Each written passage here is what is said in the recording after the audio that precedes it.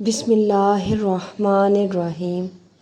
سیدنا امام حسین رضی اللہ تعالی عنہ نبی کریم صلی اللہ علیہ وآلہ وسلم کے محبوب نواسے، شہید کربلا، خانوادہ نبوی صلی اللہ علیہ وآلہ وسلم کے اہم ترین فرد تھے۔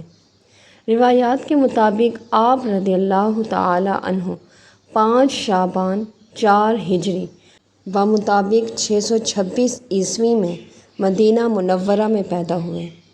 اس کے علاوہ شعبان 5 ہجری کی روایات بھی ملتی ہیں۔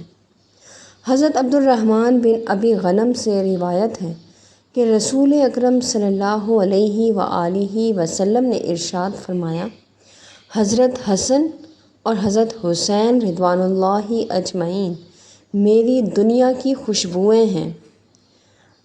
حضرت ابو یعلا بن مرہ رضی اللہ تعالی عنہ سے روایت ہے، کہتے ہیں کہ ایک دن وہ حضور صلی اللہ علیہ وآلہ وسلم کے ہمراہ کھانے کی دعوت پر گئے۔ آپ صلی اللہ علیہ وآلہ وسلم نے دیکھا کہ حضرت حسین رضی اللہ تعالی عنہ گلی میں کھیل رہے ہیں، تو آپ صلی اللہ علیہ وآلہ وسلم آگے بڑھے اور حضرت حسین رضی اللہ تعالی عنہ کو پکڑنے کے لیے اپنے بازو پھیلا دیے۔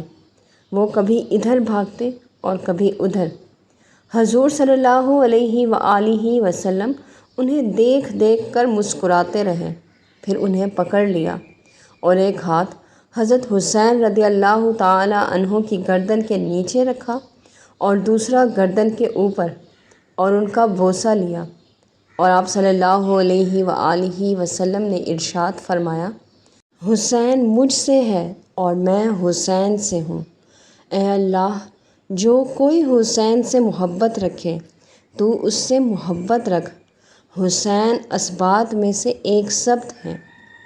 ایک مرتبہ حضور نبی کریم صلی اللہ علیہ وآلہ وسلم نے حضرت حسین رضی اللہ تعالی عنہ کے رونے کی آواز سنی، تو آپ صلی اللہ علیہ وآلہ وسلم نے ان کی والدہ محترمہ حضرت فاطمۃ الزہرا رضی اللہ تعالی عنہا سے فرمایا، کیا تمہیں یہ علم نہیں کہ اس کے رونے سے مجھے کتنی تکلیف ہوتی ہے؟ حضرت حسین رضی اللہ تعالی عنہ نے حضرت عمر رضی اللہ تعالی عنہ کے زمانہ خلافت میں جوانی میں قدم رکھا۔ حضرت عمر رضی اللہ تعالی عنہ نے ان کا اور حضرت امام حسن رضی اللہ تعالی عنہ کا وظیفہ اصحاب بدر ہی کی طرح 5,5 ہزار درہم سالانہ مقرر کیا۔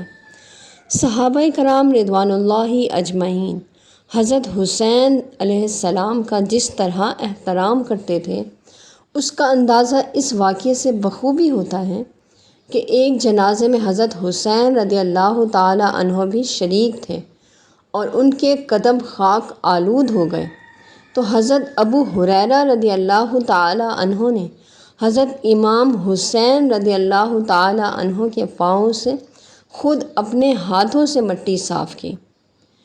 حضرت امام حسین رضی اللہ تعالی عنہ کو نیک کاموں سے جو رغبت اور شوق تھا، اس کا اندازہ اس بات سے بخوبی لگایا جا سکتا ہے کہ انہوں نے بھی حضرت امام حسن رضی اللہ تعالی عنہ ہی کی طرح 25 مرتبہ پیدل حج کیے، حالانکہ گھوڑے ان کے ہمراہ ہوتے تھے۔ نبی کریم صلی اللہ علیہ وآلہ وسلم نے بعض روایات کی روح سے یہ خبر دی تھی کہ حضرت امام حسین علیہ السلام کو عراق کے علاقے کربلا میں شہید کیا جائے گا۔ حضرت انس بن مالک رضی اللہ تعالی عنہ سے روایت ہے، وہ فرماتے ہیں کہ بارش والے فرشتے نے پروردگار عالم کی بارگاہ میں عرض کیا کہ وہ نبی کریم صلی اللہ علیہ وآلہ وسلم کے پاس جانا چاہتا ہے، تو اللہ تعالیٰ نے انہیں اجازت دے دی۔ حضور صلی اللہ علیہ وآلہ وسلم نے حضرت سلمہ رضی اللہ تعالی عنہ سے فرمایا کہ دروازہ بند رکھنا، کوئی آدمی ہمارے پاس نہ آنے پائے۔ حضرت انس بن مالک رضی اللہ تعالی عنہ کہتے ہیں کہ حضرت امام حسین رضی اللہ تعالی عنہ اندر آئے تو حضرت سلمہ رضی اللہ تعالی عنہا نے انہیں روک دیا، لیکن وہ اچھل کر اندر چلے گئے اور وہ حضور صلی اللہ علیہ وآلہ وسلم کی کمر اور کندھے پر جا کر بیٹھ گئے۔ حضرت انس رضی اللہ تعالی عنہ کہتے ہیں کہ اس فرشتے نے آپ صلی اللہ علیہ وآلہ وسلم سے کہا، کیا اس بچے سے محبت کرتے ہیں؟ تو آپ صلی اللہ علیہ وآلہ وسلم نے ارشاد فرمایا، ہاں۔ تو فرشتے نے کہا، اس سے آپ صلی اللہ علیہ وآلہ وسلم کی امت شہید کر دے گی۔ اگر آپ صلی اللہ علیہ وآلہ وسلم چاہیں تو میں آپ کو وہ جگہ دکھا دوں جہاں حضرت امام حسین علیہ السلام شہید کیے جائیں گے۔ پھر انہوں نے ہاتھ مارا تو وہ سرخ رنگ کی مٹی لے کر آئے اور اسے حضور نبی کریم صلی اللہ علیہ وآلہ وسلم کے دست مبارک میں دیا۔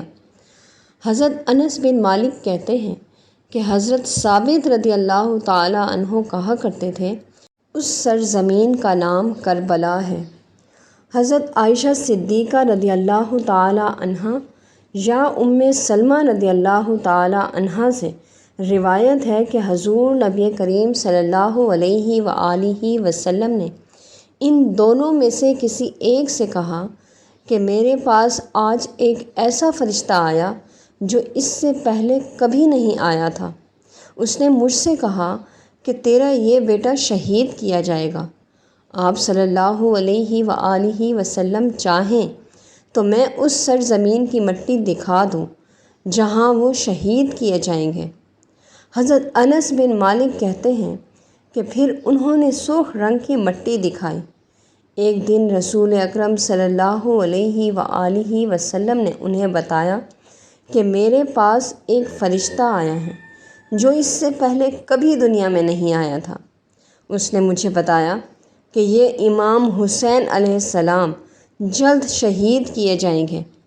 اگر آپ چاہیں تو میں آپ کو اس سرزمین کی مٹی بھی دکھا سکتا ہوں۔ لہٰذا حضرت امیر معاویہ رضی اللہ تعالی عنہ کی وفات پر جب انہوں نے اپنے بیٹے یزید کو تخت حکومت پر اپنا جانشین بنایا اور خلافت کو امارت و سلطنت میں تبدیل کیا جانے لگا، تو حضرت امام حسین علیہ السلام نے اس یزید کے خلاف آواز حق بلند کی اور کوفہ کے لوگوں کی دعوت پر اصلاح احوال کے لیے وہاں تشریف لائے، لیکن ابھی وہ شہر میں داخل بھی نہیں ہوئے تھے کہ کوفہ سے چند کلومیٹر کے فاصلے پر واقع کربلا کے مقام پر انہیں ان کے عزیزوں سمیت شہید کر دیا گیا، اور آپ رضی اللہ تعالی عنہ کا سر مبارک پہلے ابن زیاد کے پاس، پھر یزید بن معاویہ کے پاس دمشق میں بھیج دیا گیا۔ حضرت امام حسین علیہ السلام کی شہادت سے جہاں حضرت علی کرم اللہ وجہہ کے اس چشم و چراغ کے فیضان سے دنیا محروم ہوئی، وہاں اختلاف و انتشار کی ایک ایسی آندھی اٹھی کہ جس نے بنو امیہ کے مستحکم حکومت کو چند ہی برسوں میں الٹا کر رکھ دیا، اور پھر اس واقعے کی تاریکیوں نے پورے عالم اسلام کو اپنی لپیٹ میں لے لیا اور اس کے اثرات آج تک محسوس کیے جا رہے ہیں۔ حضرت امام حسین علیہ السلام کو اللہ تعالیٰ نے جن عظیم خوبیوں سے نوازا تھا، ان میں خوف خدا، فیاضی و سخاوت، زہد و تقویٰ، شجاعت و بہادری اور علم پروری جیسے اوصاف شامل ہیں، اور سب سے بڑھ کر یہ کہ وہ امام عزیمت اور پیشوائے حق و صداقت تھے۔ انہوں نے شہادت و قربانی کا راستہ اختیار کیا، اسلام کی راہ میں اپنا سر کٹوا کر ایثار و قربانی اور شجاعت و شہادت کی ایک نئی داستان رقم کی۔ حضرت امام حسین علیہ السلام کی اس قربانی سے اگرچہ اس وقت فوری طور پر کوئی نتیجہ برآمد نہیں ہوا، لیکن اسلامی تاریخ میں اسلام کی سربلندی اور اعلیٰ ترین مقاصد کے حصول کے لیے جان کی بازی لگا دینے کی وہ سنت ضرور قائم ہوئی جس نے تاریخ کے ہر دور میں شاہراہ مستقیم پر چلنے والے قافلوں کے لیے ایک روشن مثال قائم کی۔ سبحان اللہ وما علینا الا البلاغ المبین۔